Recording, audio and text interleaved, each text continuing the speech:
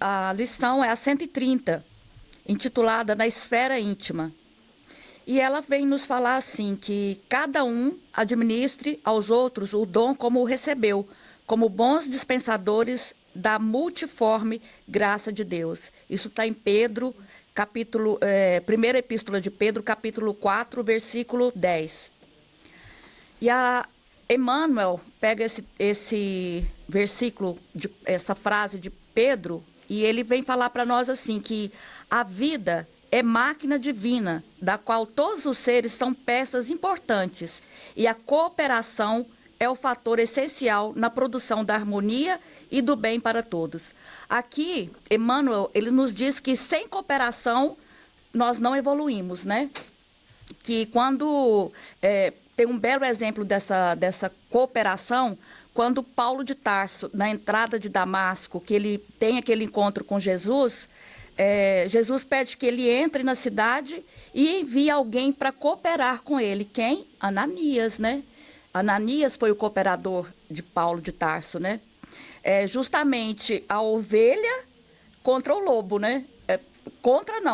Ajudando o lobo, né? Que seria Paulo, no caso.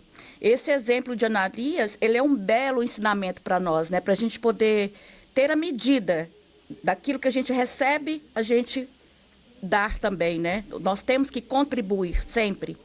E a mensagem, ela segue dizendo assim, que nada existe sem significação. Ninguém é inútil. Cada criatura recebeu determinado talento da providência divina para servir no mundo e para receber do mundo o salário da evolução. Velho ou moço, com saúde do corpo ou sem ela, recorda que é necessário movimentar o dom que recebemos do Senhor para avançares na direção da grande luz. Ninguém é tão pobre que nada possa dar de si mesmo. A exemplo aqui ainda do livro Paulo e Estevão, Emmanuel, ele nos fala assim que Paulo teve uma missão divina, mas quem estará no mundo sem uma missão divina? Né? Todos nós temos uma missão divina. Ninguém é tão pobre que ele não possa dar de si alguma coisa para alguém, né? Seja na nossa missão, seja mesmo que você pense assim que o seu talento, o seu dom, ele é pequeno. Não, ele não é pequeno. Como diz a mensagem de Emmanuel, que o seu talento não é pequeno, porque ninguém é inútil. Ninguém é inútil. Somos todos importantes nessa máquina divina, né, que é a vida. Todos nós temos a nossa importância para Deus. E cada criatura recebe de Deus um talento. Todo mundo tem. Não é só um, são vários. São vários talentos, né? Para ser útil no mundo, né? Para receber do mundo o salário daquilo que ele dá, que é a sua elevação. O salário daquilo que a gente oferece é a nossa própria elevação, né? Lembramos aqui a parábola dos talentos, né? Que está lá em Mateus, capítulo 25, versículo 14 a 30. Olha só. E também será como um homem que, ao sair de viagem, chamou os seus servos e confiou-lhes os seus bens. A um ele deu 5 talentos, a outro 2 e a outro 1. A cada um de acordo com a sua capacidade. Então, cada um recebe o talento de acordo com a sua evolução, né? Em seguida, partiu de viagem. O que havia recebido 5 talentos saiu imediatamente, aplicou-os e ganhou mais 5. Também o que tinha 2 talentos ganhou mais 2. Mas o que tinha recebido 1 talento saiu, cavou um buraco no chão e escondeu o dinheiro do seu senhor. Por fim, veio o que tinha recebido e eles foram dar a satisfação para Jesus, né? Essa parte aqui a gente vai pular para não ficar tão longo.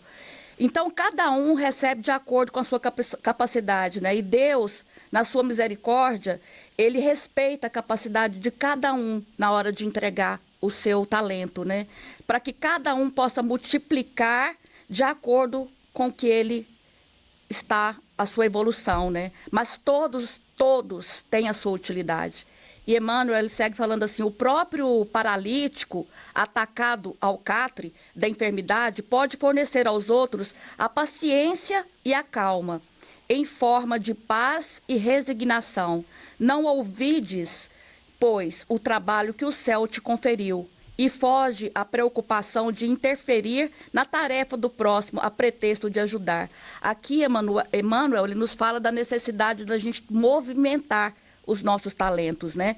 E que nada, a gente não pode pegar o nosso talento e enterrar, né? A gente tem que movimentar, como fez o homem da parábola, né? Temos uma lição muito bonita a respeito disso no livro Jesus no Lar. Lá tem uma lição chamada A Lição da Semente. Esse livro é a psicografia de Francisco Cândido Xavier, pelo espírito Neio Lúcio. Jesus ele está ali falando com os apóstolos sobre a importância de germinar e produzir. Então, sobre a importância da semente, quando germina, né, todo o processo dela. Aí Pedro, como sempre, né, Pedro indaga Jesus a respeito dessa semente. Pedro fala assim, não só da semente, do talento, né? Nós vamos colocar a semente como sendo o talento. Pedro interferiu perguntando: Senhor, que dizer então daqueles que conhecem os sagrados princípios da caridade e não os praticam? Foi o mesmo que dizer assim: e quando nós não queremos movimentar nosso talento, o que acontece, Senhor? Né? E Jesus esboçou manifesta satisfação no olhar e elucidou: estes, Simão, representam sementes que dormem, apesar de projetadas no seio dadivoso da terra. Guardarão consigo preciosos valores do céu, mas jazem inúteis por muito tempo. Estejamos, porém, convictos de que os aguaceiros e furacões passarão por elas, renovando-lhes a posição no solo, e elas germinarão vitoriosas um dia. Nós, nos campos de nosso Pai, há milhões de almas assim, aguardando as tempestades renovadoras da experiência para que se dirijam à glória do futuro. Auxiliemo-nos com amor e prossigamos, por nossa vez, mirando à frente. Então, nós não precisamos esperar as grandes tempestades, né, e furacões para poder a gente movimentar esses talentos que Jesus nos concedeu. A gente não precisa esperar que venham os problemas para que a gente movimente. Então, é só desenterrar o talento, colocar ele em movimento, em prática do bem, né? Quem cumpre o dever que lhe é... Isso agora continuando a lição de Emmanuel, gente. Quem cumpre o dever que lhe é próprio, age naturalmente a benefício do equilíbrio geral. Muitas vezes, acreditando fazer mais corretamente que os outros o serviço que lhes compete. Não somos, senão, agentes de desarmonia e perturbação. Ou seja, eu não posso estar preocupada com o talento do meu irmão, achando que ele possui um talento melhor do que o meu. Lembrando que Jesus deixa claro que ninguém é inútil, ninguém possui um talento inutilmente. Todos têm o seu valor perante Deus, para que essa máquina que é a vida, esteja em movimento, né? Então, nós não temos que preocupar se o meu irmão tem um talento melhor do que o meu. Eu tenho que trabalhar o meu, né? E muitas das vezes o meu, eu trabalho em auxílio de alguém. Muitas vezes não, sempre, né? É em auxílio de alguém. E Emmanuel continua dizendo: lembra-te de que as horas são as mesmas para todos e de que o tempo é o nosso silencioso e inflexível julgador. Ontem, hoje e amanhã são 3 frases do caminho único. E é único. Nós temos o ontem, nós temos o hoje e teremos o amanhã. Isso é um fato, né? E todo dia é ocasião de semear e colher. Observemos, assim, a tarefa que nos cabe e recordemos a palavra do Evangelho. Cada um administre aos outros o dom como recebeu, como bons dispensadores da multiforme graça de Deus, para que a graça de Deus nos enriqueça de novas graças. Jesus ele nos diz que o tempo ele é um talismã divino, né? Então, nós temos que aproveitar cada minuto de oportunidade que surge, nos servir, né? Nos desenvolver a nós mesmos, dar utilidade às horas que a gente tem disponível, né? Muitas vezes a gente perde tempo com pouca coisa, com coisas inúteis, e que nós poderíamos estar aproveitando aquele tempo utilizando os nossos talentos, né? Praticando a serviço do bem, aquilo que nós possuímos, né? Para que a graça de Deus nos enriqueça. É assim que a gente enriquece, né? Porque quando a gente distribui, nós também recebemos. Todos nós aqui sabemos disso, né? Tudo que a gente distribui, seja bom ou ruim, nós vamos receber. É preferível, então, que a gente distribua o nosso talento para o bem, né? Para que a gente receba o bem que nós praticamos, né? Para que a gente receba através da nossa evolução, porque praticando nós evoluímos, né? E para encerrar a mensagem de Emmanuel, eu vou lá na pergunta dos Espíritos, a pergunta 643, onde Kardec pergunta para os Espíritos: haverá quem, pela sua posição, não tenha possibilidade de fazer o bem? A resposta: não há quem não possa fazer o bem. Somente o egoísta nunca encontra ensejo de o praticar. Basta que esteja em relações com os outros homens para que se tenha ocasião de fazer o bem. E não há dia da existência que não ofereça a quem não se ache cego pelo egoísmo oportunidade de praticá-lo. Porque fazer o bem não consiste para o homem apenas em ser caridoso, mas ser útil na medida que possível, todas as vezes que o seu concurso venha a ser necessário. Só assim que nós seremos felizes. Esse é o único caminho para a nossa felicidade. É esse, não tem outro. Cuidando do nosso terreno, né? E semeando sempre a semente do bem. E que cada um, eu desejo de coração, que cada um de vocês cuidem com amor o talento que recebeu. É assim que a gente encerra a nossa lição de abertura de hoje. Convidar todos a fechar os olhos, levando nosso pensamento a Deus, a Jesus, em agradecimento por mais esta oportunidade de nos encontrarmos nesta manhã. Esse encontro é sempre procurando o conhecimento para que nós possamos, com ele, evoluirmos e colocarmos em prática tudo que aprendemos a serviço do bem, o bem maior, que é a caridade e o amor ao próximo. Esse é o bem que Jesus nos ensina. Mestre, muito obrigada.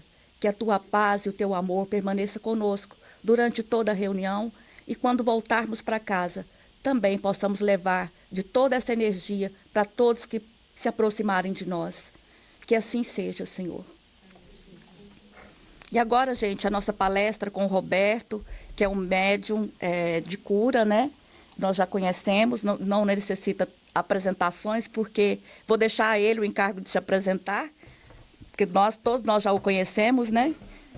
Obrigada, Roberto, por estar aqui.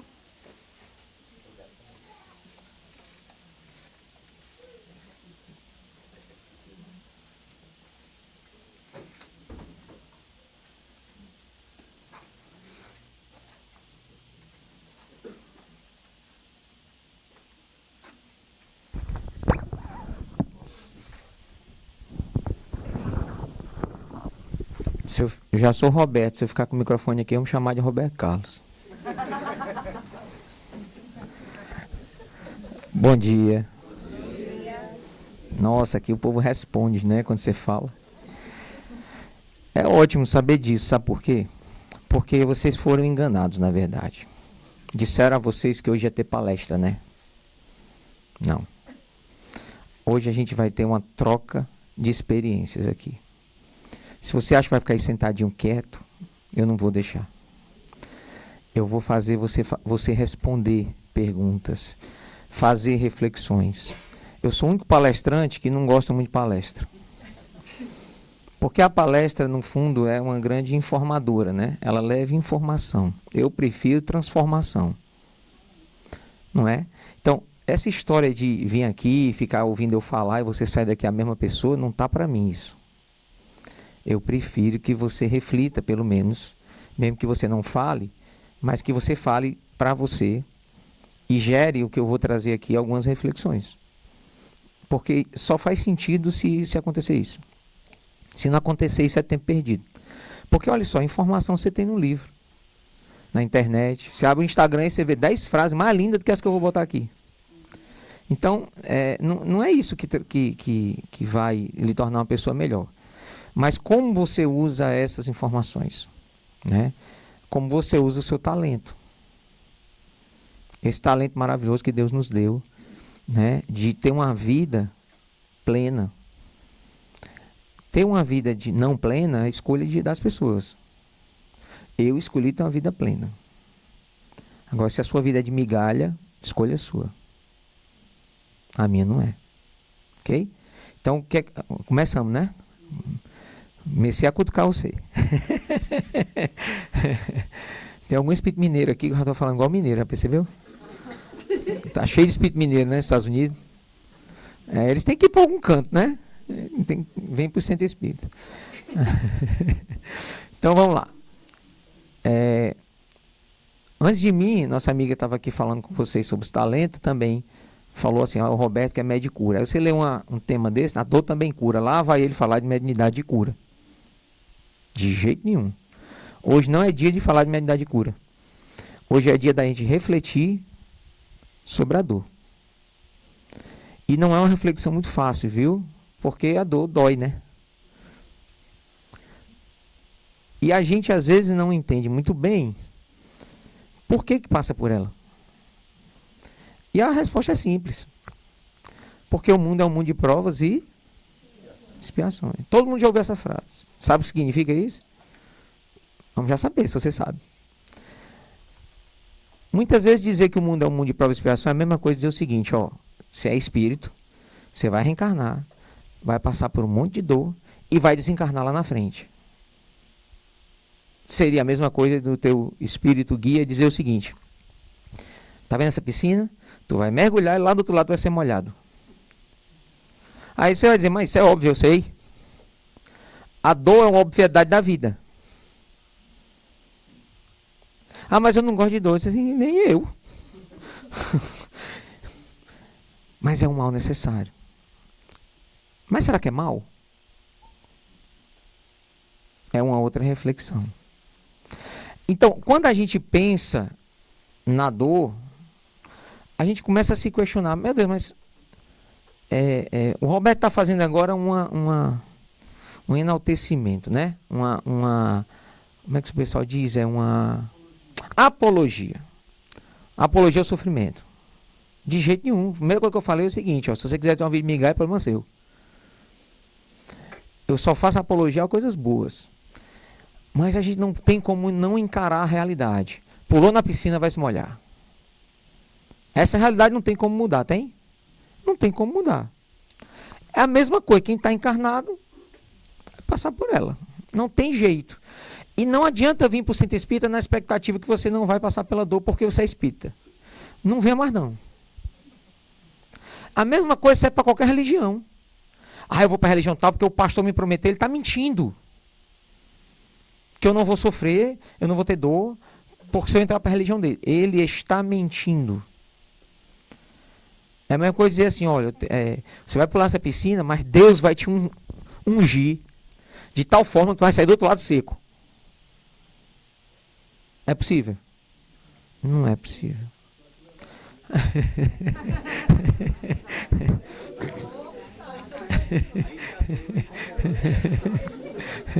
Então, vamos. Gente, ó, pra você ter ideia aqui, ó, eu ultimamente eu não tô. Quem veio na minha palestra semana passada aqui, deve ter notado que eu já não estou botando texto em palestra, nos slides. Eu só boto o tópico. E perguntas, né? E essas perguntas não são para mim, viu? Adivinha para quem é? Então, os tópicos que a gente vai ver aqui hoje, né? Nossa, que bonitinho, né? Ontem eu fazia isso aí, o pessoal. Faz só uma vez. Valeu, galera. Tamo junto. É porque a gente vai falar de dor, é melhor a gente sorrir no meio, viu? Porque não é um assunto muito agradável. Vamos lá. O que é dor? Estou esperando, hein? Um de cada vez. A dor é uma cura. Bom, gente, obrigado pela palestra. Acabamos. Calma, a gente vai chegar aí. Porque toca em lugares que se você não tivesse doendo, você não chegaria até. Massa. Vocês ouviram? É o remédio necessário. Vou tirar 3 slides da palestra por causa dela. É um remédio. Necessário para o Tá. processo. Ó, eu tô adorando as respostas. Só que eu tô ouvindo muita resposta linda, correta, positiva. Mas a dor só tem um lado positivo? Pronto, o que é dor? Aprendizado. O que é dor? Sofrimento. Oportunidade de evoluir. Oportunidade de evolução. Quando você aceita de ao encontro, Hum. diferença. Quando ele de encontro, a bendita dor é maior. Ouviram? Não? Não é possível que vocês não ouviram. Vocês não entenderam. Ouvir, vocês ouviram. Vamos lá. Imagine que aqui tem uma chapa quente. Um fogão com fogo aceso. E eu, inadvertidamente, não percebo que está quente. E ponho a mão. O que vai fazer eu tirar a mão? Aí agora eu vou perguntar. Nesse caso, a dor é ruim? Eu estou perguntando se a dor é ruim. Sim ou não? É ruim ou não? Ela é ruim? O que é que aconteceria se eu botasse a mão na chapa quente e não sentisse dor? Eu perderia os dedos. A mão, né? Dependendo de onde esse calor fosse. Então, por que eu estou falando isso? Porque a gente tem às vezes, né? Não foi na resposta de você, não viu muito isso, mas muita gente tem uma interpretação negativa da dor. Como se a dor fosse apenas uma ferramenta de dor e sofrimento. Ela também é uma ferramenta de dor e sofrimento. Mas ela não é só isso. É um alerta. Hum. A gente tenha autossuficiência, a gente não se machuca. Porque aquela doença que não tem nome, a pessoa não sente dor, Isso. a pessoa vive se machucando. Perfeito. Essa doença é raríssima, mas é muito rara. Eu acho que tem 2 pessoas nos Estados Unidos que têm essa doença. E essas pessoas, desde criança, elas se machucam, quebram ossos constantemente. Elas têm que estar passando por raio-x toda semana para saber se tem um osso quebrado, porque se ela tiver com o osso quebrado, ela não sabe que está quebrado. Porque ela não sente dor. A dor é uma proteção também. Mas aqui para nós, é prazeroso sentir dor. Entenderam? Vou dizer, ó, levanta a mão aí, quem ama, adora, se sente feliz quando vai tomar uma injeção. Levanta a mão aí. Se a injeção te curar,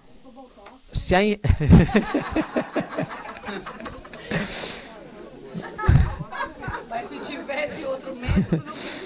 Vamos lá.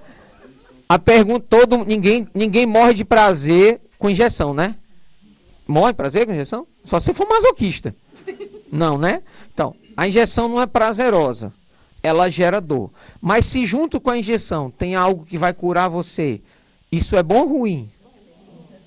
Então, a dor é também uma ferramenta, uma oportunidade que Deus nos dá de transformação, que foi o que você falou, de cura. É uma oportunidade da gente chegar a uma cura. Faz sentido isso? A gente precisa, para entender dor de uma forma mais profunda, a gente tem que entender Deus. Eu tenho que tocar nesse assunto aqui. Kardec, era o sonho de consumo de Kardec, entender Deus. Isso está óbvio, porque o primeiro livro que ele lançou foi o Livro dos Espíritos. Adivinha qual é a primeira pergunta? O que é Deus? E as próximas 16, viu? Não só a primeira, não. As próximas 16, 17 perguntas que ele faz depois dessa primeira, envolve o assunto Deus. Ele tentando entender o que é Deus. Como é Deus. Como é feito Deus. Como é que Deus começou. Não feliz porque as respostas do livro dos Espíritos, elas são curtas em relação a esse assunto. Não feliz com essas respostas, na Gênese, ele escreveu um capítulo inteiro de Deus, para tentar entender, esmiuçar mais profundamente Deus na visão espírita. E quando ele continuou esmiuçando, tu é mais forte que eu, abri. Oh, rapaz, forte. É forte ele. Obrigado, querido. Então, quando Kardec fez isso, chegamos à seguinte conclusão. É muito difícil entender Deus. É muito difícil você compreender Deus, apesar de que os espíritos elevados trouxeram várias informações sobre Deus, elas não são tão específicas como talvez a nossa mínima inteligência exige para entender certas coisas. Talvez se você tiver uma aula aqui de um professor sobre física quântica, você vai dizer assim, cara, esse cara fumou qualquer coisa antes de chegar aqui. Porque é uma viagem o negócio. Então, para mentes que não estão preparadas, no caso nós humanos, não estamos preparados para compreender Deus e a sua grandiosidade, Deus é tão bom que fez o quê? Mandou Jesus. E aí Jesus se tornou uma referência do que é divino. Porque ele, assim, ó, Deus está a 30 minutos daqui, né? Vocês não entendem mais distância, só entendem minuto. Deus está a 30 minutos daqui, Jesus está a 1 hora. Perdão, Jesus está a 10 segundos de distância de nós. Então, Jesus é bem mais evoluído que nós, mas essa é a curta distância que existe entre nós e ele. Dele para Deus, a distância é muito maior. Para você ver como Deus está longe. Mesmo assim, até Jesus, que para nós é difícil compreender certas vezes e seguir, a nossa referência divina, que é Jesus, mesmo assim não é tão fácil entender Deus. Mas algumas coisas de Deus dá para entender. Porque o que eu vou dizer está em qualquer religião. Deus é bom e justo. Você conhece alguma religião que diz o contrário disso? Eu não conheço nenhuma. Pode ser que haja, né? Tem doido para tudo, né? Mas a maioria das religiões, pelo menos as principais, afirmam isso. Categoricamente, Deus é bom e justo. Ou a gente parte desse princípio, ou a dor não faz sentido. Porque se Deus é bom e justo, significa o seguinte, ele só permite a dor quando ela nos traz a cura.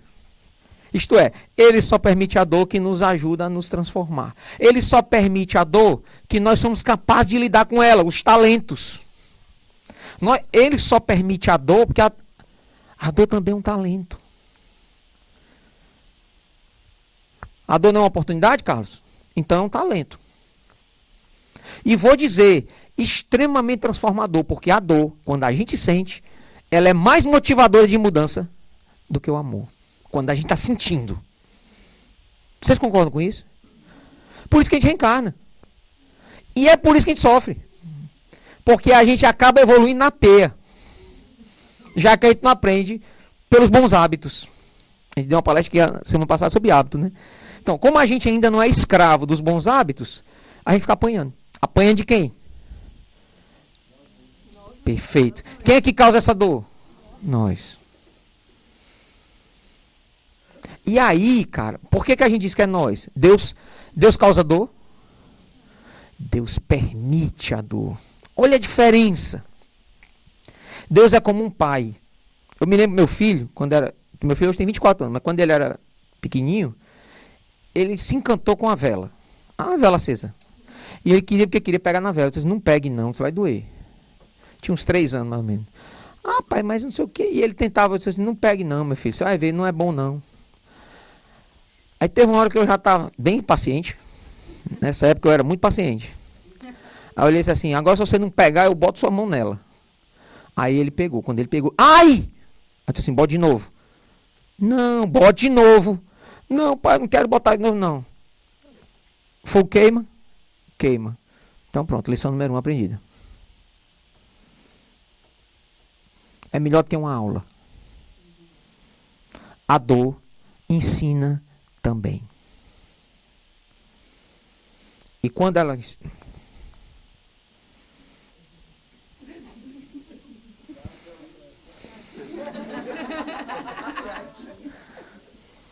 Você é tão eficiente que...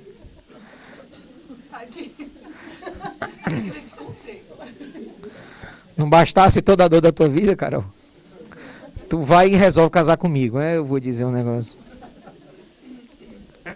Sentir a dor e você agora. Agora ela evolui. Então, o que é a dor? Oportunidade. Dor é cura. Dor é transformação. Dor... mas peraí. Cuidado, viu? Porque a dor, aquilo que ele falou, a dor também é geradora de revolta.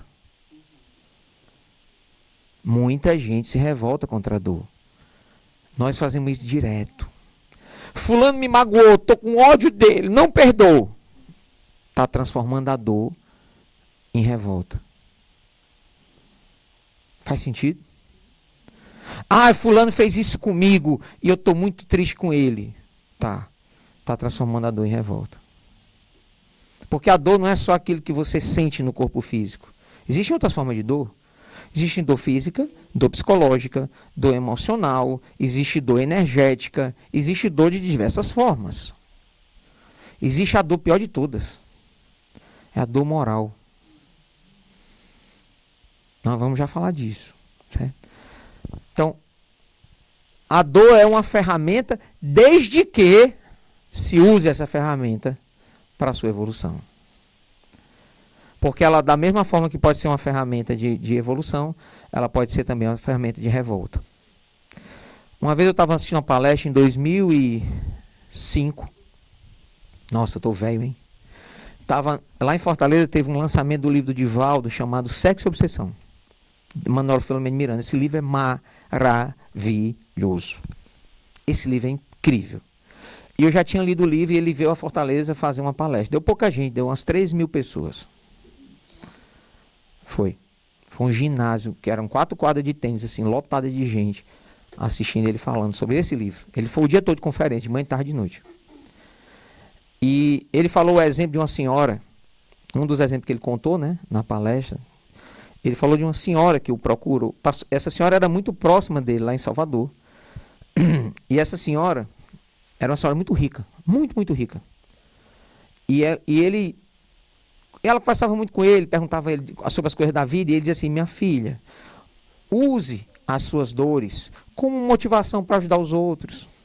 Vá fazer o bem, vá fazer a caridade. Pouco tempo depois ela ficou viúva, mais rica ainda ela ficou. Vá fazer caridade, fazer caridade.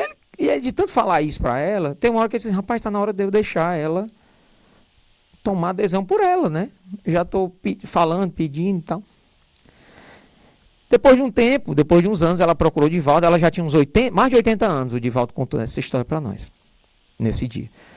Mais de 80 anos, essa mulher chegou para ele e perguntou assim: Divaldo, chegou a hora de eu fazer caridade.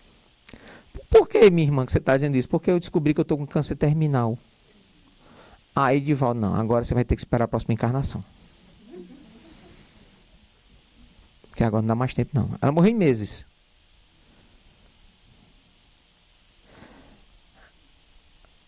Por que a gente tem que esperar a dor chegar tão forte?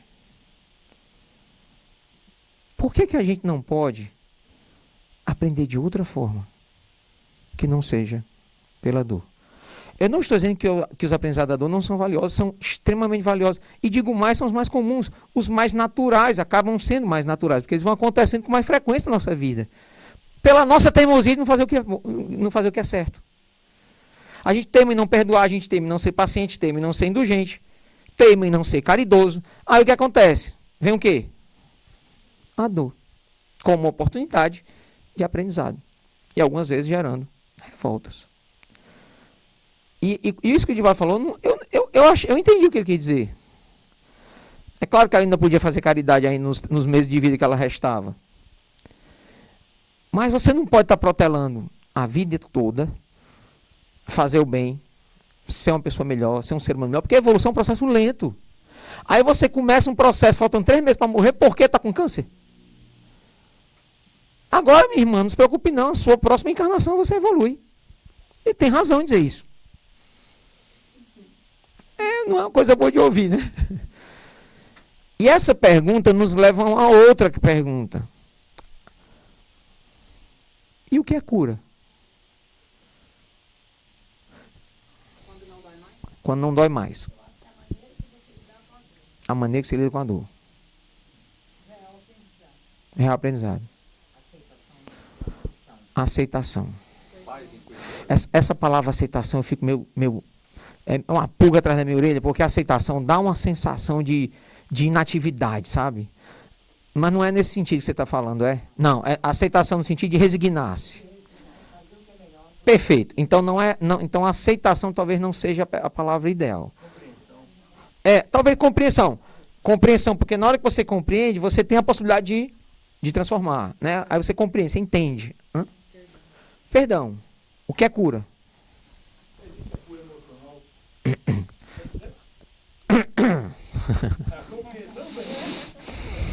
Ele me botou agora na saia justa aqui, viu?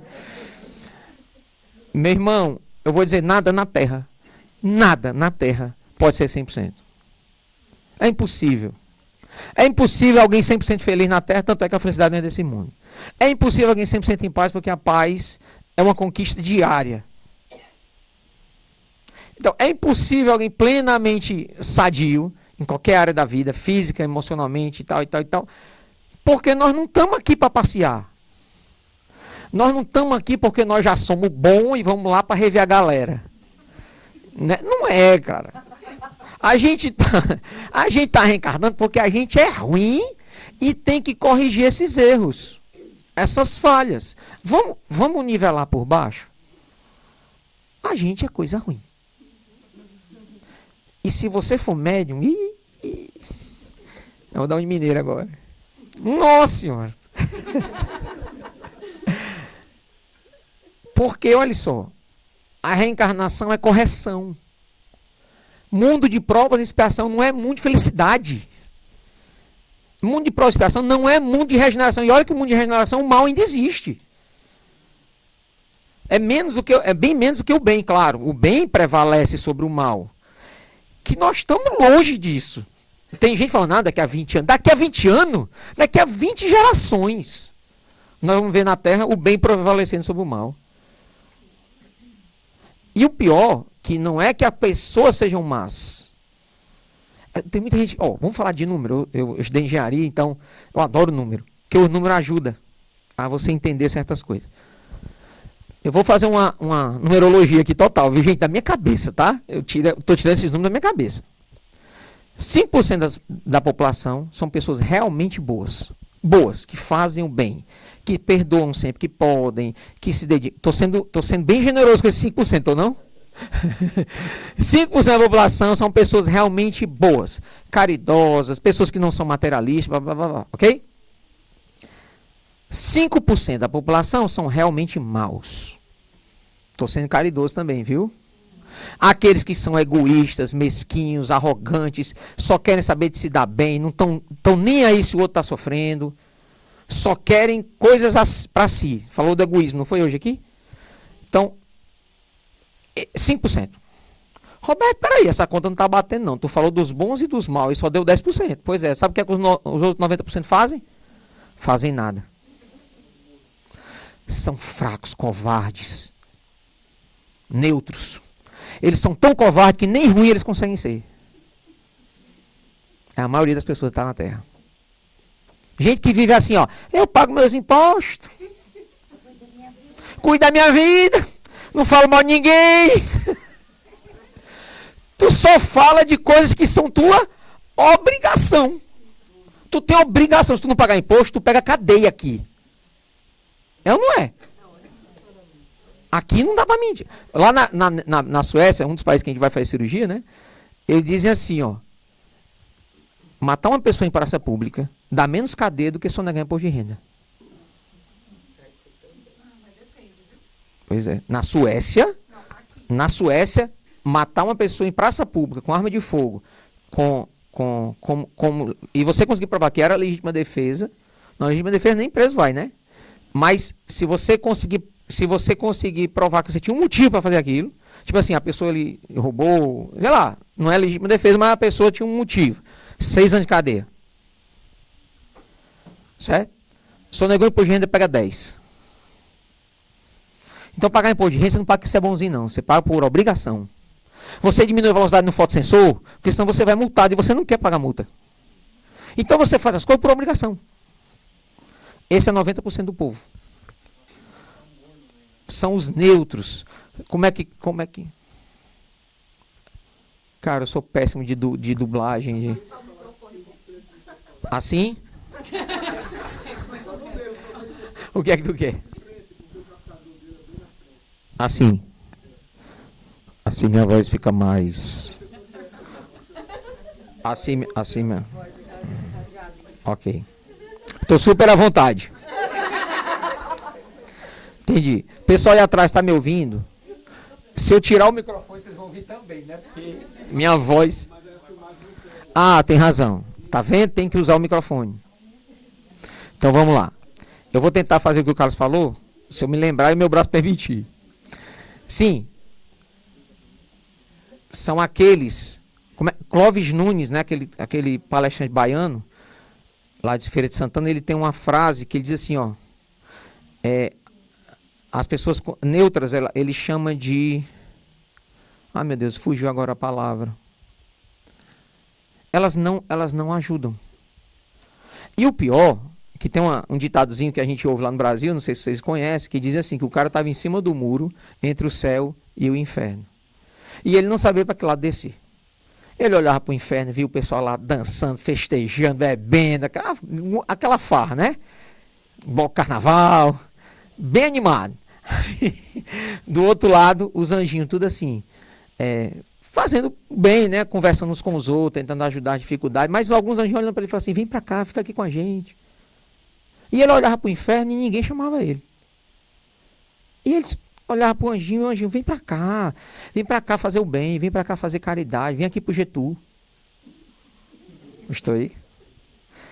Aí, beleza, ele não entendia porque que esse lado aqui do céu chamava ele e esse aqui não dava a mínima para ele. Na cabeça dele, esse aqui era o que era para estar chamando ele, né? Não é isso que a gente ouve? Que os obsessores vivem levando a gente para fazer coisas que a gente não quer? Tenha vergonha.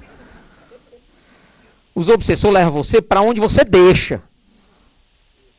Coitado dos seus obsessores. Tem uns obsessores que estão doidos para ir embora e tu fica puxando ele de volta. Não, vamos parar de beber, não. Aí diz assim, não, mas eu já quero me libertar, fique aqui. E o povo joga a culpa tudo nos obsessores. Obsessor. Quem é obsessor nessa história? Não é? Aí o que acontece? No final, ele não entende, ele está ali no muro, né? Ainda para decidir. Aí pergunta assim pro... Ele diz assim, diabinho, vem cá. Ele quer que tá me incomodando? Não. Aí ele, não, vem aqui rapidinho, só me tira uma dúvida. Por que eu estou aqui no muro, o pessoal aqui desse lado é só me chamando, e vocês não estão nem aí para mim? Ele diz assim, porque o muro é nosso.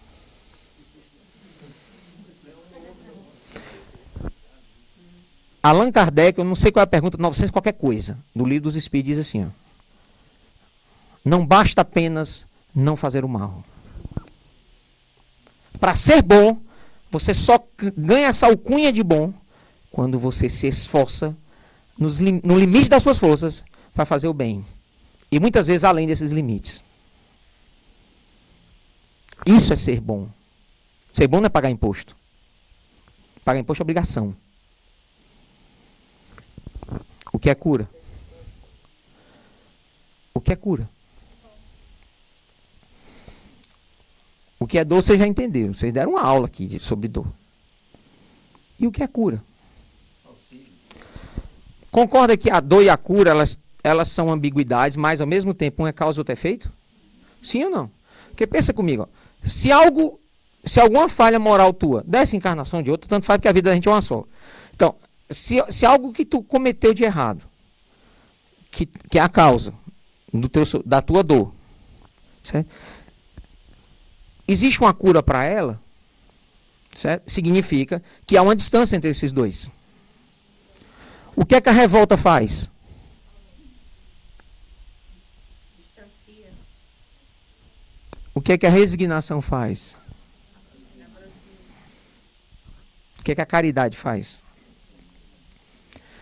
A gente precisa se acostumar a conviver com a dor, já percebendo onde é que nós podemos nos modificar, para que isso aqui, ó, venha logo.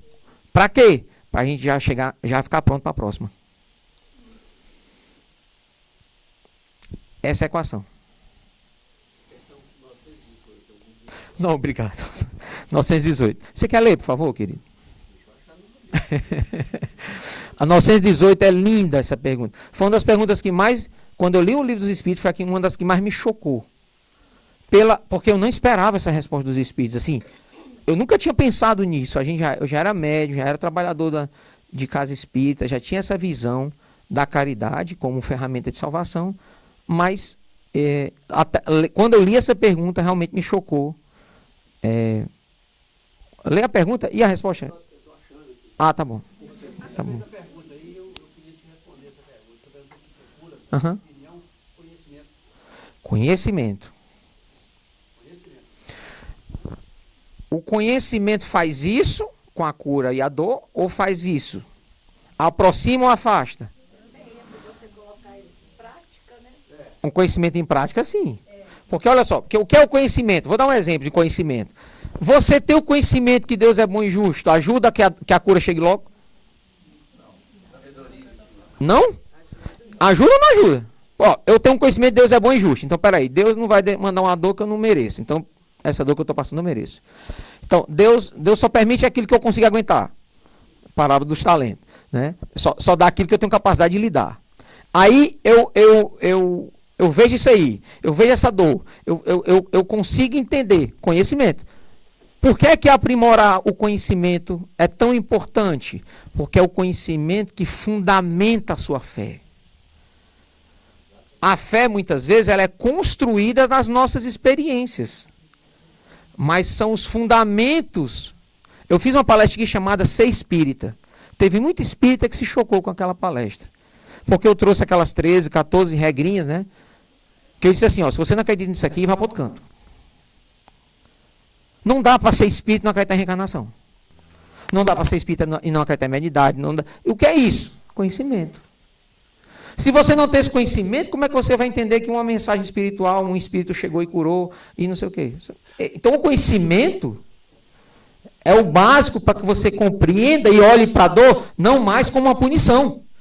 Porque é o que muita gente faz. Quantas religiões se baseiam na dor que você está sentindo para lhe aprisionar? Porque você não sabe.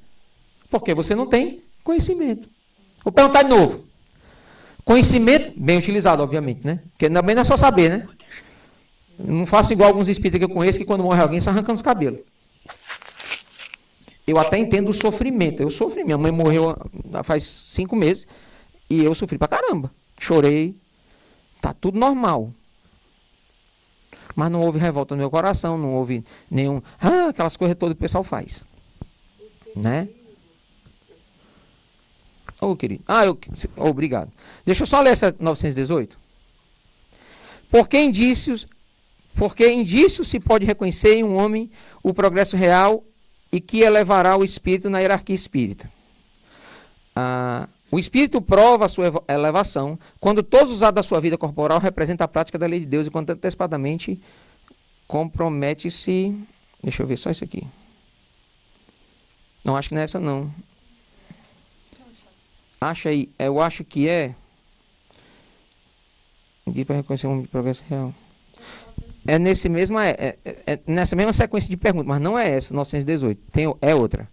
Que ele pergunta, eu acho que é 920 e qualquer coisa. Eu não tenho certeza. Eu sou ruim de memória dessas coisas. Obrigado, Luiz.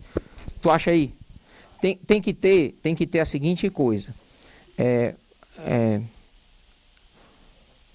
Que ele faz, no limite das suas forças. Bota essa frase, procura essa frase no livro dos Espíritos. No limite das suas forças. Eu acho que é mais fácil de achar. A bondade ou caridade no limite das suas forças. Então, o que é cura?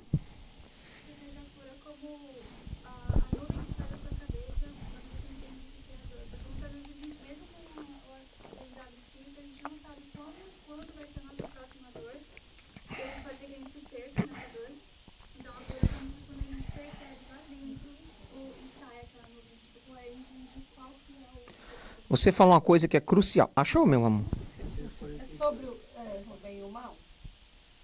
Tá aqui. 642. É essa mesmo. Obrigado. Para agradar a Deus, e assegurar a sua posição futura, bastará que o homem não pratique o mal, que é o cara que está em cima do muro. Não é? Porque é 90% do povo. Eu não faço mal a ninguém. Eu sou uma pessoa honesta. Eu pago meus impostos. Aquela conversa, né? Aí ele, não. Os espíritos respondem, não. Cumpre fazer o bem no limite das suas forças, porquanto responderá por todo o mal que haja resultado de não haver praticado bem. O cara não só vai ser responsável pelo bem que não fez, mas por todo o mal que foi decorrente do bem que ele deixou de fazer.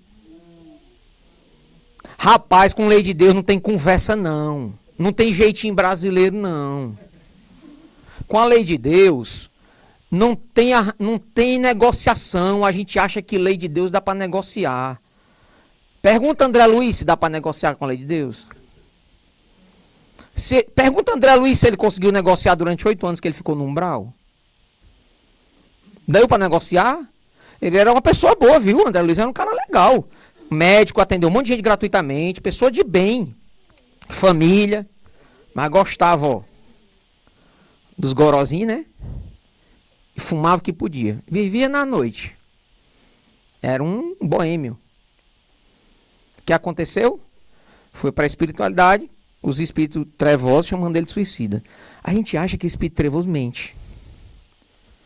Se espírito trevoso mentisse, não pegava a gente. Eles pegam a gente nas nossas verdades. Eles exploram as nossas falhas reais. Eles vão cutucar. Eles não vão cutucar uma coisa que você já resolveu dentro de si. Se você for uma pessoa honesta, eles não vão tentar lhe induzir a fazer uma coisa desonesta. Eles vão aonde você ainda é fraco. Por exemplo, se você quiser marcar comigo uma reunião num bar, eu vou na hora. Não tem problema nenhum. Agora, se for na tabacaria, eu não vou não. Por quê? Porque eu ainda tenho vontade de fumar. Fumou nessa encarnação? Não. Fumei 2 encarnações atrás. Aí eu falei aqui, já deu água na boca. Quando eu lembrava do charuto. Então, nós estamos aqui na Terra para passar obrigatoriamente por isso aqui. Não, isso aqui é inegociável. O que é negociável? O tempo que você vai demorar para chegar aqui. Isso é negociável. O que vai encurtar essa distância? Tudo isso que vocês falaram. O uso do conhecimento, o uso dos seus talentos, a capacidade de perdoar, a capacidade de fazer o bem, a caridade. É isso que reduz a distância entre uma coisa e a outra. Mas é impossível não passar por essa. É impossível uma enfermeira ter uma ampola de injeção e introduzir em você sem uma agulha. Ela vai ter que lhe ferir. E não é porque ela é ruim, é? Assim como Deus também não é. Então, diante dessas duas realidades, de dor e cura, uau! Uau! Olha só a mensagem do Evangelho. Aí eu digo, né? Não, antes da mensagem do Evangelho tem uma. Essa é a mensagem do Evangelho. Evangelho segundo o Espiritismo. Vocês raramente vão me ouvir dizer o que eu vou dizer agora. Porque existe no movimento espírita algo que eu critico muito. Eu, como espírita, critico muito a falta de estudo da codificação toda. O que é que a gente vê no Brasil? Igrejas espíritas. O pessoal só lê evangelho. Mas eu vou aqui afirmar a minha opinião pessoal sobre esse livro. Na minha opinião pessoal. Gente, é só minha opinião, tá? Desconsidera. É o livro mais importante da doutrina espírita. Essa é a minha opinião pessoal. Então, não estou criticando quem lê evangelho. Eu estou dizendo o seguinte, como espírita, sua fé não pode se basear só no evangelho. Existem coisas lindíssimas na codificação que dão suporte gigantesco para todas as instruções morais que tem nesse livro, que vão fazer com que você se torne uma pessoa melhor. Vou dar um exemplo. Mediunidade. Qual o livro que mais fala de Kardec sobre mediunidade?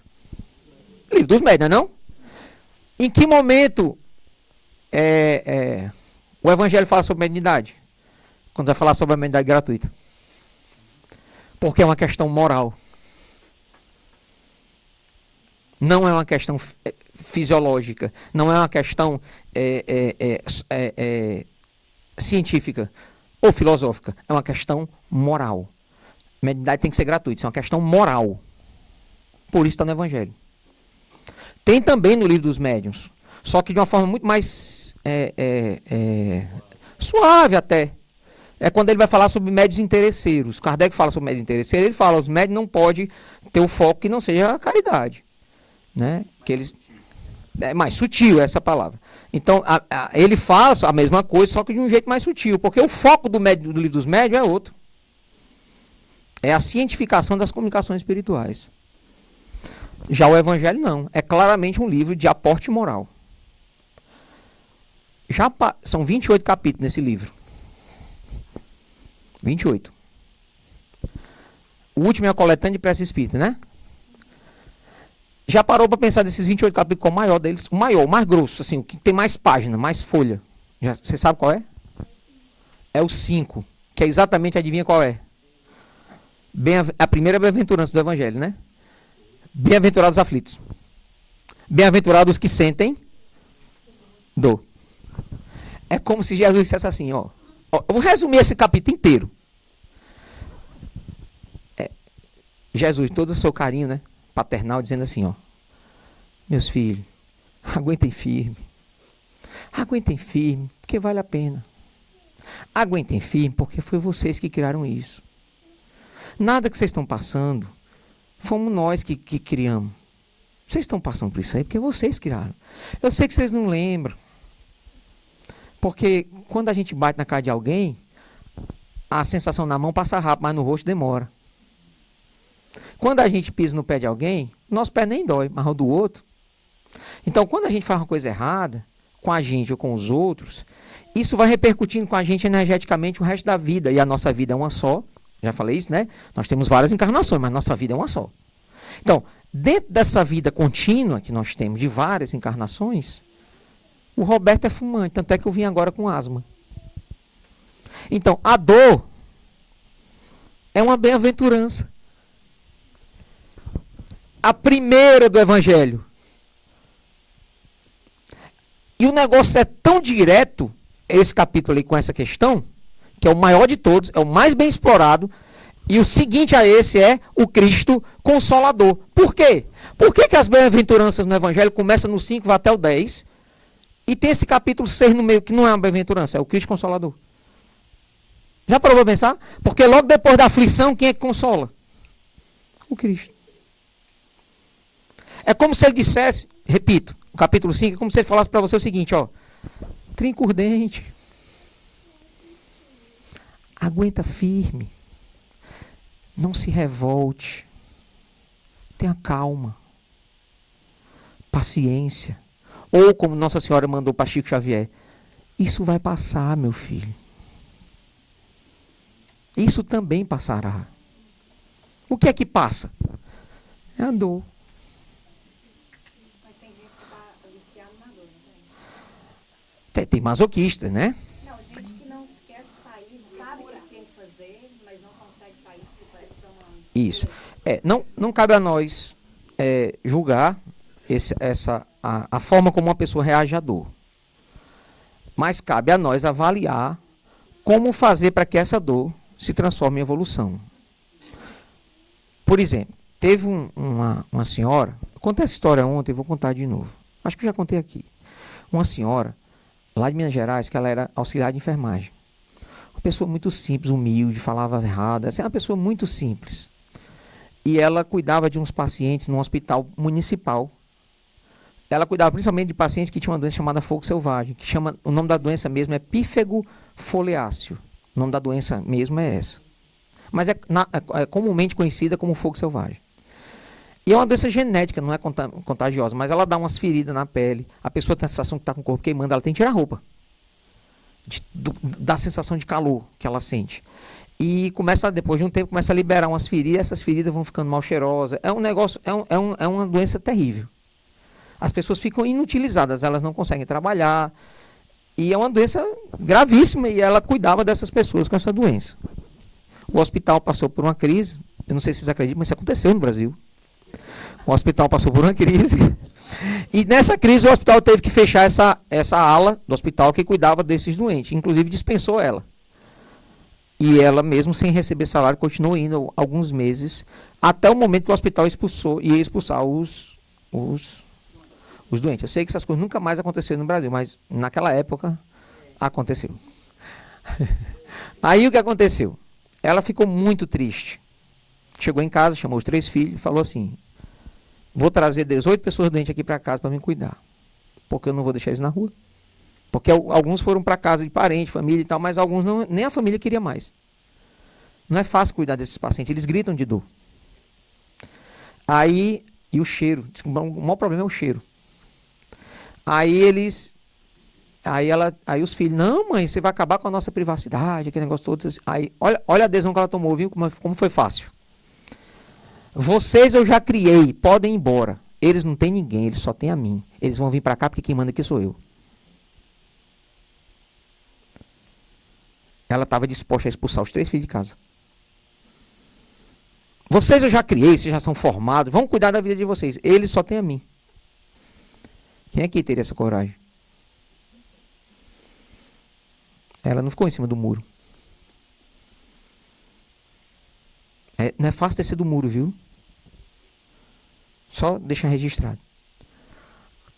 Aí nem precisou, porque o que aconteceu? O pessoal soube da movimentação dela de querer trazer os doentes.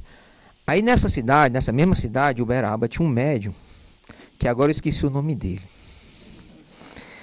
Um médium, mineirinho.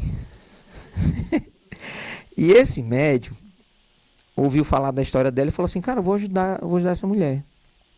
Ele tinha um espírito guia, esse eu lembro o nome, chamava Emmanuel. E ele foi lá ajudar a mulher e tal. Disse assim: olha, vamos fazer. Emmanuel está aqui me orientando para dizer a você o seguinte: abra uma associação. Aí o Chico tinha muitos amigos, né? Chico Xavier. Ele tinha muitos amigos. Aí ele conseguiu um galpão, um local para botar umas camas lá, e lá começou esse negócio, né? O nome dessa senhora chama Aparecida. Depois assista vídeos sobre ela, tem vídeos com ela com o Chico, eles ficaram muito amigos. A tia Cida, ela é a famosa tia Cida. Aí ela abriu esse galpãozinho, botou os dentes lá e foi cuidando deles. Aí o Chico orientou ela para ela abrir uma instituição, CNPJ, aquele negócio todo. Aí depois eles conseguiram adquirir um terreno, construíram um hospital, que eu não sei se funciona hoje, mas parece que ainda existe o hospital em Uberaba, Hospital do Fogo Selvagem. Certo? Eu não sei se existe ainda esse hospital ou se ele funciona. A tia Cida foi a fundadora. E por mais de 30 anos essa mulher trabalhou nesse lugar, ajudando pessoas com doença. O hospital virou uma referência, porque quem tinha doença em outros estados acabava chegando lá, porque elas eram tratadas com extremo amor e carinho. O Chico, por orientação de Emmanuel, repassou para o Hospital do Fogo Selvagem o direito autoral de alguns livros para ajudar a obra, né, para poder manter a obra, porque não é barato manter esses pacientes. E assim ela foi por 30 anos, mais de 30 anos fazendo esse trabalho. Aí um dia o Chico chegou para ela e falou assim: minha filha, deixa eu te contar uma coisa. Ela: diga. Emmanuel está aqui do meu lado e nós estamos celebrando nesse instante. Ela: o quê? A tua vitória. Qual vitória? Tu quitaste tua dívida. Qual? Finalmente a tua dor e a tua cura se encontraram. Existe até hoje, né? Se encontraram. Rapaz, com o Google não dá mais para mentir em palestra não, né?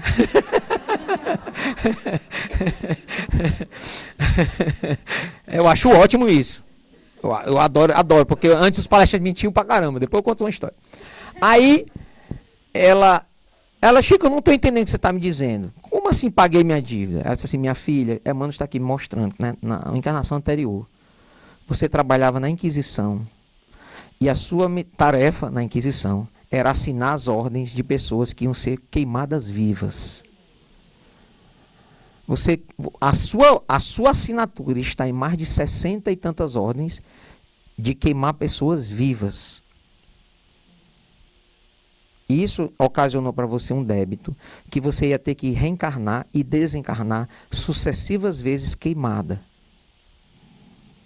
Porque era a sua forma de purificação através da... Mas você escolheu outro caminho.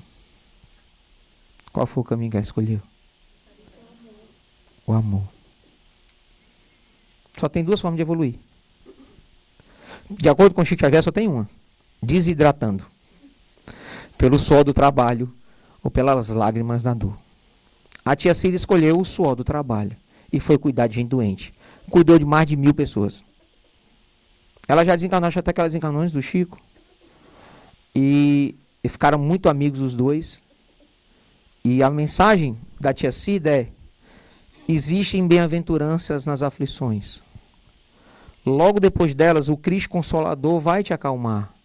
Mas tu tem que aguentar, tu tem que compreender, tu tem que estudar, tu tem que entender. E perceber que a tua cura, muitas vezes, ela é feita pela dor. Aí eu trago para vocês uma outra pergunta. O povo está bem treinado aqui, viu? Vamos lá. Eu só adoro. O que é cura moral? Ele falou assim: existem várias formas de dor, existem várias formas de cura. Concordo? Cura física, psicológica, emocional. O que é cura moral? Ontem a pessoa foi assertiva, viu? Eu estava ontem fazendo essa palestra, a pessoa respondeu na lata o que é cura moral. Entender e aceitar a dor e transformar essa dor em gratidão pela sua evolução.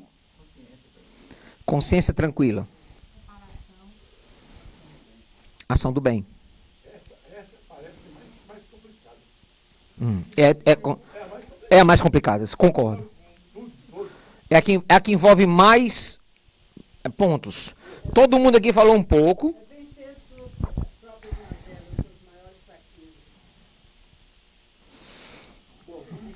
Eu vou responder a pergunta que a pessoa disse ontem. A resposta que a pessoa deu ontem foi a seguinte: cura moral é a única real.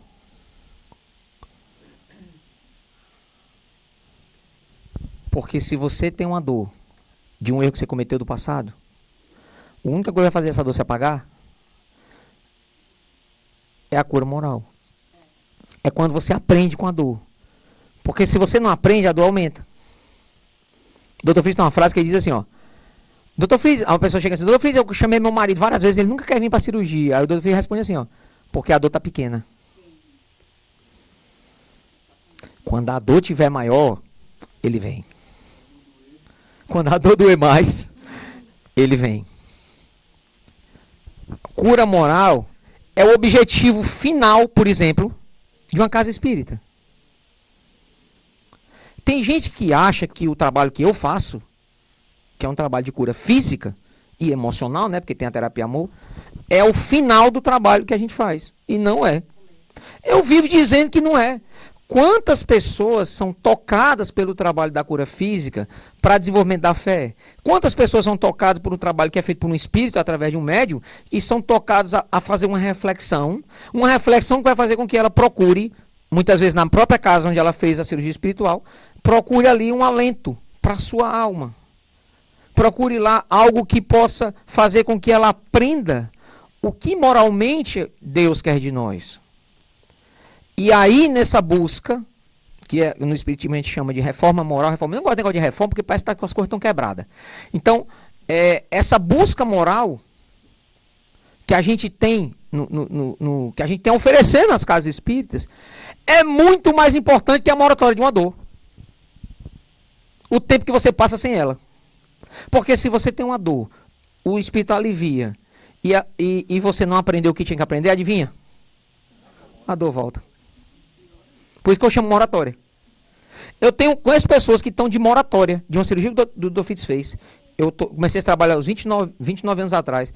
Essa pessoa passou pelo Dr. Fritz há 28 anos atrás. Até hoje ela não sente nada. Ela está curada? Depende. Porque o que causou dela, sabe o que era? O que causou a dor dela? Um problema de fígado, alcoolismo da outra encarnação. E o espírito falou para ela, quando fez a cirurgia dela, eu estava no meu 2º ano de trabalho espiritual, em 96. O espírito disse assim para ela, ó: se você beber nessa encarnação, meu trabalho está perdido. Ela está curada? Ela está curada? O que é curada? O que é a cura? Completa e total ausência de sintomas, de dor, de sofrimento e a não necessidade de medicação ou de cuidados ou de nenhum tipo de cuidado. Porque a pessoa está sã. Ela está curada. Ela não está. Se ela beber, o que acontece? A dor volta. Ela já chegou na cura moral? Está caminhando. Ela teve que ter uma cura física, porque ela voltou a comer o que ela não comia. Ela voltou a uma vida normal. Normal entre aspas. Porque ela não pode beber. Isso os espíritos não podem corrigir. Mas eles alertam. Se você corrigir isso aí, você vai conseguir a sua cura total. A única real. E quer saber? A única que vale a pena. Eu vou rezar todo dia para que as dores de vocês não deixem vocês, se elas forem importantes para a cura moral de vocês. É estranho o médico cura dizer isso, né? Parece que eu estou jogando uma praga, né? Não é. Porque eu sei que isso aqui é o mais importante. Eu sei porque para sua alma, e sua alma sabe.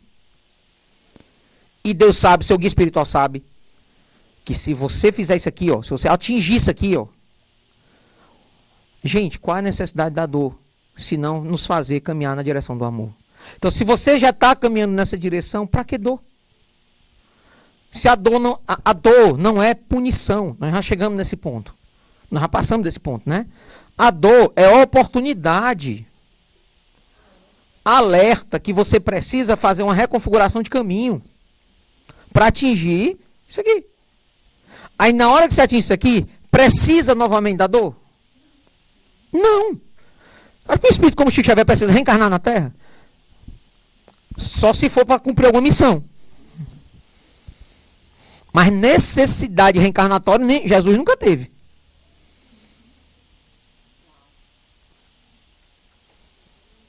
Bezerra de Menezes tem uma frase que fecha muito bem essa questão. Eu já falei aqui algumas vezes, eu vou repetir.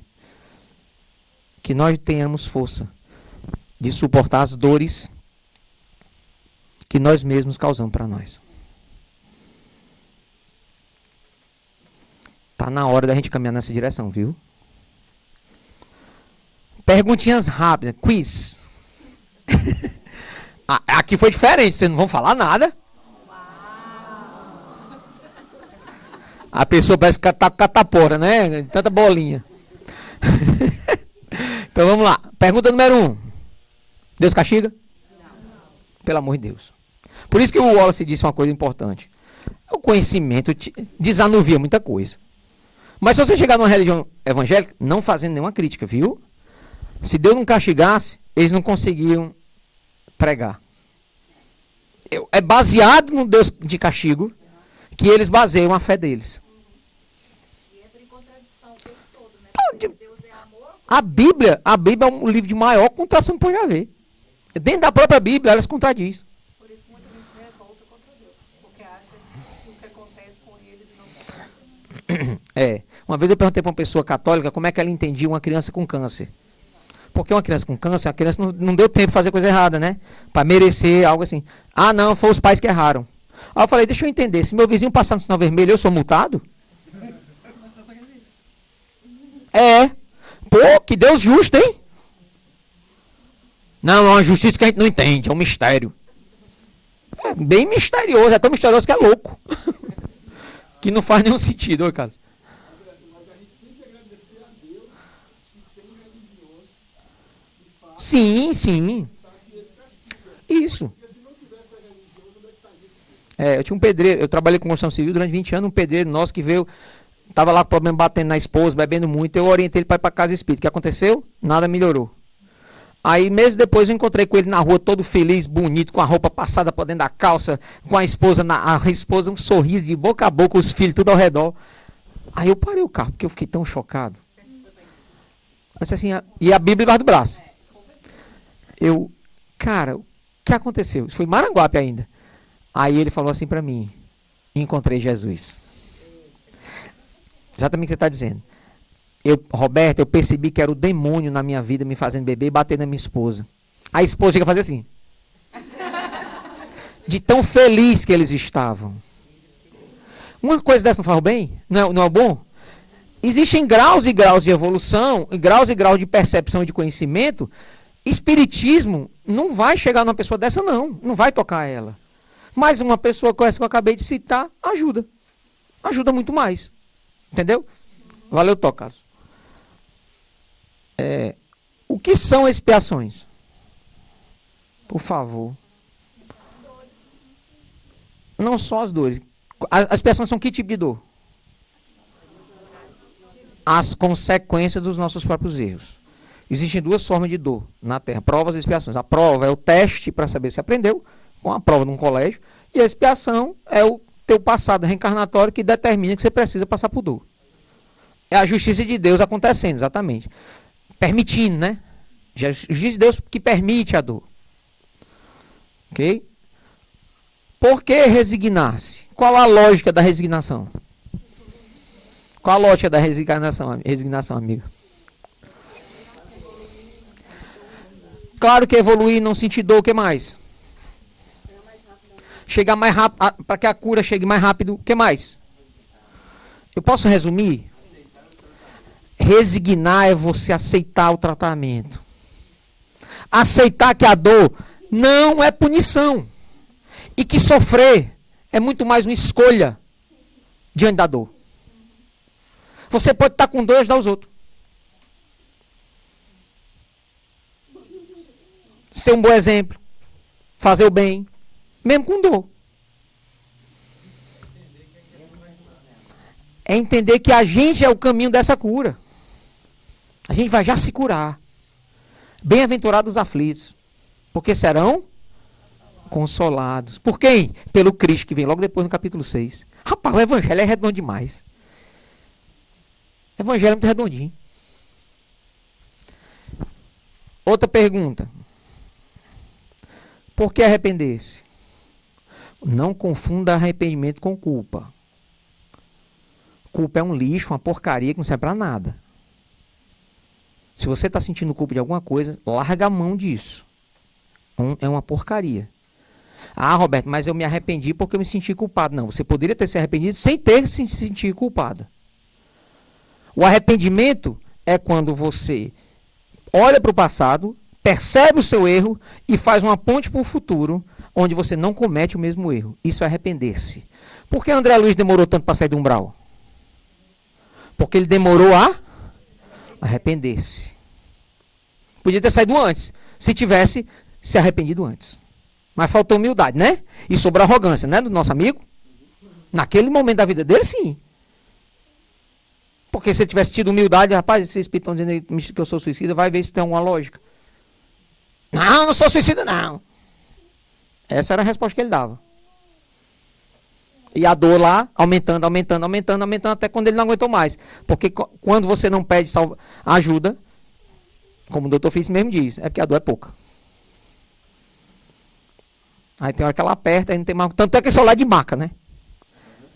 Carregado. Então, por que arrepender-se? Para que a gente possa reconfigurar a coisa. Porque essa é a função da reencarnação. Reencarnar. Encarnar novamente. Para quê? Para se melhorar. Mas não é grandes melhoras, não. É um pouquinho em cada uma. A gente vai criando expectativas mais baixas. Quando a gente consegue ultrapassar, nossa, eu fui bem dessa vez. Porque você joga a pedra no sol para acertar na lua. Por que está dizendo isso, Roberto? Porque algumas pessoas criam uma expectativa falsa. De que vão corrigir seus defeitos rapidamente. E não é assim que funciona. Por que com a terapia psicológica demora anos? Por que com a terapia psiquiátrica demora anos, às vezes a vida toda? Porque transformar-se não é uma coisa fácil. Você se equilibrar não é uma coisa fácil. Você buscar equilíbrio emocional, psicológico, moral, não é uma coisa fácil. Quantas vezes eu vi aqui algumas pessoas dizendo, a gente lê o Evangelho, é o mesmo livro. Toda vida que a gente abre é o mesmo livro, às vezes a gente lê a mesma página e a gente aprende uma coisa diferente. Porque nós estamos agora mais abertos a novas experiências. E aí a gente vai evoluindo. Quando a gente olha para trás e vê esses pequenos pouquinhos, todos juntos, aí sim você vê uma evolução legal. É o grupo dos pequenos pouquinhos que nos faz perceber a evolução. E duas dicas para dar para vocês. A primeira é a seguinte, ó, presta atenção, essa aqui é valiosa, viu? Você é o único capaz de se curar. Médico ajuda, espírito ajuda, médium ajuda, magnetismo ajuda. Tudo isso ajuda. Casa espírita ajuda. Mas se você passar por tudo isso e continuar insistindo em ser a mesma pessoa, vai servir de quê?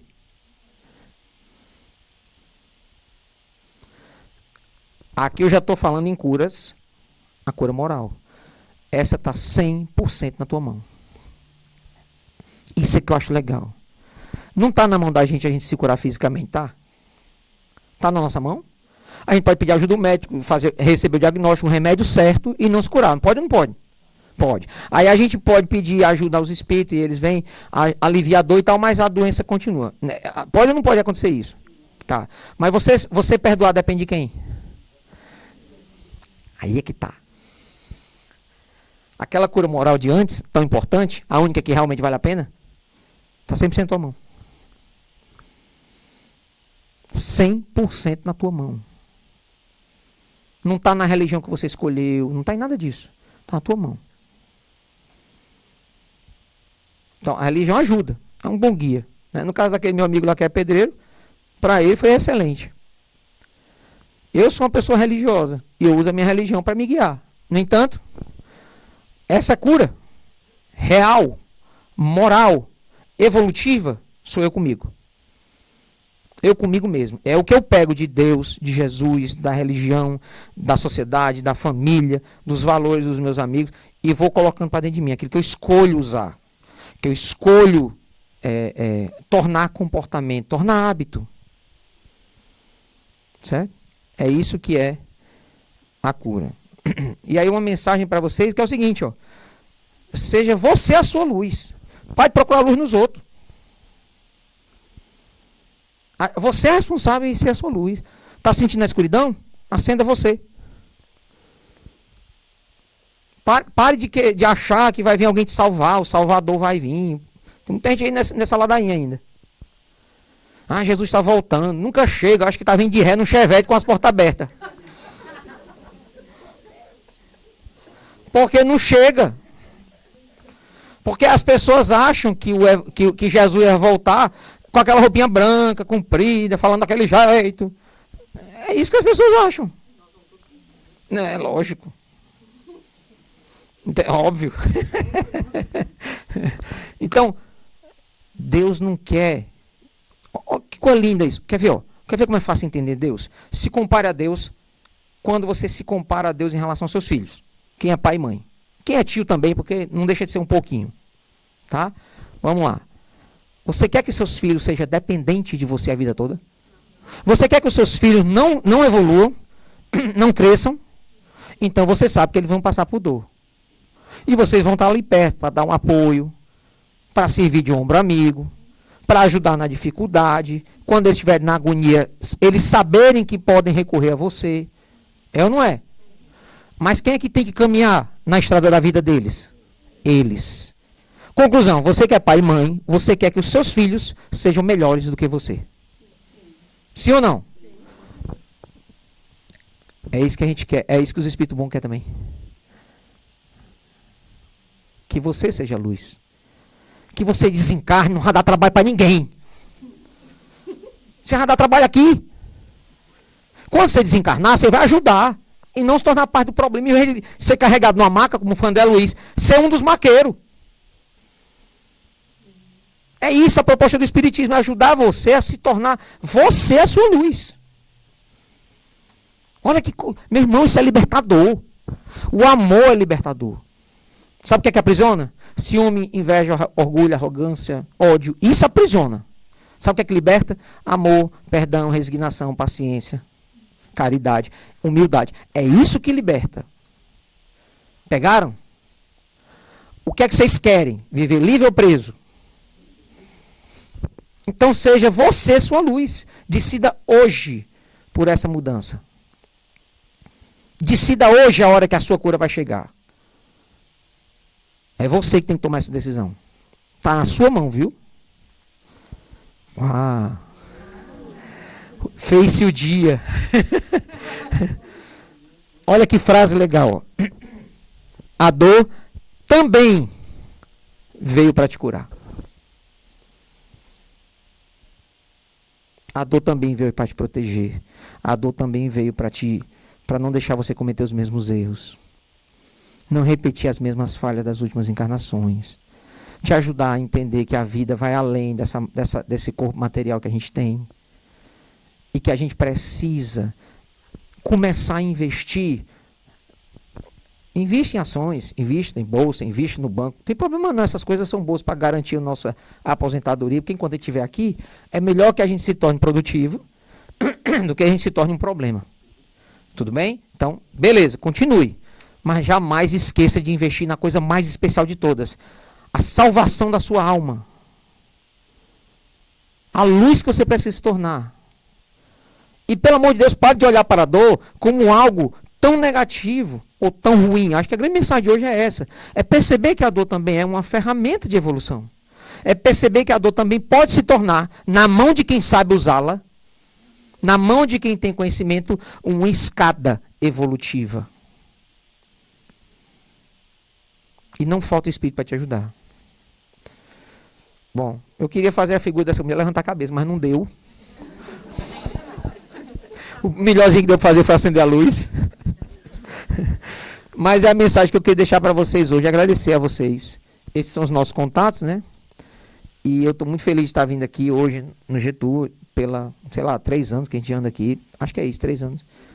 E a gente vem não somente com a cirurgia espiritual, mas também com as palestras, porque a gente entende que não só de cura material o ser humano precisa, mas principalmente do conhecimento, da nossa busca por melhoramento, do nosso esforço que a gente faz para se tornar a cada momento uma pessoa melhor. E eu acho que essa casa oferece isso, oferta isso, certo? Então vocês estão de parabéns pelo trabalho que vocês têm desempenhado, os trabalhadores e voluntários dessa casa. Não é fácil manter uma casa espírita. Eu durante a minha vida toda eu fui mantenedor e coordenador de casas espíritas. Eu cheguei a coordenar ao mesmo tempo 7 casas espíritas. E acredite, não é uma coisa fácil, não é uma tarefa fácil. E eu vejo aqui o esforço da galera para fazer lanchonete, uma venda de livros, né, pede doações, porque aqui nos Estados Unidos é mais desafiador ainda, porque os aluguéis são muito caros, né? As despesas de aquecimento, de água. Rapaz, eu fiquei impressionado. Uma amiga minha ontem, no outro centro espírita, chegou para mim e falou assim: cara, eu estou chocado. O que foi? O aquecimento da minha casa, eu moro só. Eu senti, para mim era melhor ter pegado a mesa da sala, que é de madeira, e ter tocado o fogo para aquecer a casa, porque eu paguei $450 de aquecimento só esse mês. Eu fiquei fazendo as contas, porque não é só aquecimento, né? É luz, é não sei o que, é água, é isso, aquilo outro e tal. E eu fiquei, caramba, cara, como é caro o custo de vida aqui. Aí, uma casa dessa para ser mantida, nossa, não é à toa que o Carlos não tem mais um cabelo na cabeça. Né? Ele e o Luiz, olha como é que estão. Uma coisa horrível, né? E aí o que acontece? O Luiz, para mim, tem a desculpa de ser mais velho, né? Então, ajudem a gente. Porque eu me sinto pai dessa casa, viu? Junto com vocês. Eu sou? Não sou. Os livros, viu, gente? Deixa eu explicar uma coisa. Eu falei mais cedo, nos outros dias, dos livros, né? Dos 3 livros. Esse é o de cirurgia espiritual. Eu vou estar ali fora fazendo os autógrafos. Se tiver, não tem mais nenhum para fazer, tá? Mas se alguém quiser adquirir hoje, eu vou estar ali fora para isso. Esse livro, Mediunidade, tá? Esse aqui é o livro de português e esse aqui é o de inglês, Mediumship, ok? Na próxima vez que a gente vier, provavelmente, esse livro Espiritualidade vai ter também em inglês, porque já foi traduzido, já está em revisão, e se os revisores entregar para a gente a tempo, a gente consegue imprimir, e em setembro, quando a gente voltar, a gente vai trazer esse livro para vocês, tá certo? Só para que vocês possam saber, também em inglês, claro, para que possam saber que se vocês têm parente no Brasil, a gente vai estar em julho no Brasil, nas seguintes cidades. No Rio Grande do Sul, a gente vai a Porto Alegre, Farroupilha, Bento Gonçalves, Caxias do Sul, Galópolis e aquela outra que fica bem pertinho de Gramado. Não. Essa é mais perto ainda. Não, é uma que fica na... Meu Deus. Nova Petrópolis. Nova Petrópolis, ok? Então, a gente vai no Rio Grande do Sul nessas 6 cidades, tá? De lá a gente vai para o interior de Santa Catarina, numa cidade chamada Aurora, no interiorzinho de Santa Catarina. E de lá a gente vai para São Paulo. Aí em São Paulo vai ter capital, na zona norte. Vai ter Santos, vai ter uma cidade perto de Bauru, chamada Duartina. Bem pequenininha a cidade. É bem bonitinha. Duartina. E de Duartina a gente vai para Neves Paulista, que é perto de São José do Rio Preto. Do lado de São José do Rio Preto. São José do Rio Preto, vocês sabem que é uma cidade grande, né? E de lá a gente vai para Varginha, para Minas Gerais. Vamos voltar a fazer trabalho em Minas, né? Aí com os Espíritos Mineiros agora encosta, viu? Depois a gente volta para São Paulo para pegar avião para ir para o Maranhão. A gente vai fazer o trabalho em São Luís, Maranhão. Depois retornamos a Fortaleza. De Fortaleza a gente continua depois o trabalho na Europa. Bom, gente, só para vocês saberem, se quiserem mais informação, saber de alguma data, algum local.